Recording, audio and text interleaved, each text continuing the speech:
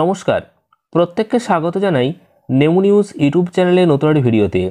পশ্চিমবঙ্গের সমস্ত স্কুলে যে বর্তমানে মিড ডে মিল দেওয়া হয়, সেই মিড ডে মিলের মেনু পরিবর্তন হতে চলেছে। এবার থেকে মিড ডে মিলের মেনুতে কিছু নতুন খাবার যুক্ত হবে। যেমন বর্তমানে ডিম দেওয়া হয় বা মাঝে মধ্যে একটু মাংস দেওয়া হয়, তো এর পাশাপাশি মরশুমি ফল থেকে শুরু করে আরও অন্যান্য খাবার যুক্ত হতে চলেছে। কারণ কেন্দ্র সরকারের তরফ থেকে মিড ডে মিলের যে বরাদ্দ, সেই বরাদ্দ বাড়িয়ে দেওয়া হয়েছে।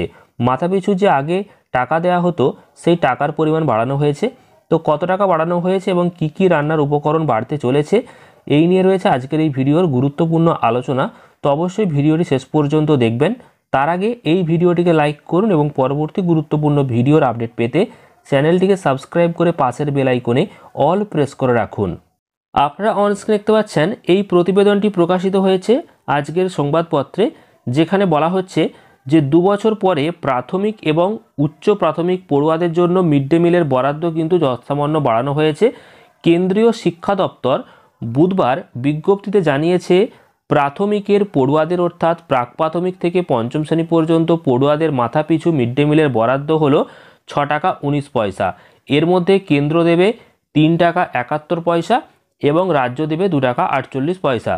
উচ্চ প্রাথমিক অর্থাৎ ষষ্ঠ শ্রেণী থেকে অষ্টম শ্রেণীর পড়ুয়াদের মাথাপিছু বরাদ্দ হলো 9 টাকা 29 পয়সা। এর মধ্যে কেন্দ্র দেবে 5 টাকা 57 পয়সা আর রাজ্য দেবে 3 টাকা 72 পয়সা। তো প্রাথমিকে আগে বরাদ্দ ছিল 5 টাকা 45 পয়সা এবং উচ্চ প্রাথমিকে বরাদ্দ ছিল 8 টাকা 17 পয়সা। অর্থাৎ প্রাথমিক এবং উচ্চ প্রাথমিকে যে টাকা বাড়ানো হয়েছে সেটা তো স্পষ্ট। এবার মিড ডে মিলের যে বরাদ্দ, সেখানে কেন্দ্র দিচ্ছে 60%, রাজ্য দিচ্ছে 40%। তো কেন্দ্রীয় শিক্ষা দপ্তরের বিজ্ঞপ্তিতে এই সমস্ত বিষয়গুলিকে তুলে ধরা হয়েছে এবং এই 2022 সালের পর এই 2024 সালে এসে কিন্তু গত 2 বছর আগে যে টাকাটা বাড়ানো হয়েছিল, সেখান থেকে এই 2 বছর পর এই কিছু টাকা বাড়ানো হয়েছে।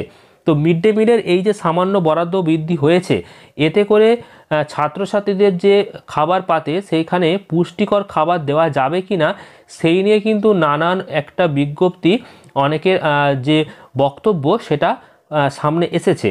তো এবার যেটা বলা হচ্ছে যে ডিমের দাম 6.5 টাকা থেকে 7 টাকা করে প্রতি পিস, আলুর দাম হচ্ছে 32 থেকে 35 টাকা কেজি, ডাল থেকে শুরু করে রান্নার তেলের দাম গত 2 বছরে যে হারে বেড়েছে সেটা অনেকটাই।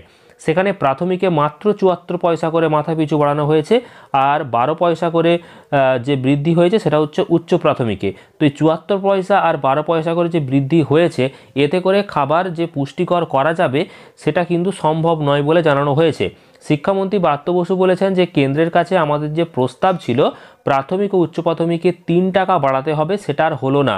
শিশুদের মুখে পর্যাপ্ত প্রোটিন তুলে দেওয়ার তাগিদ কেন্দ্র সরকারের কাছে নেই বললেই চলে, সেটাই দেখা যাচ্ছে।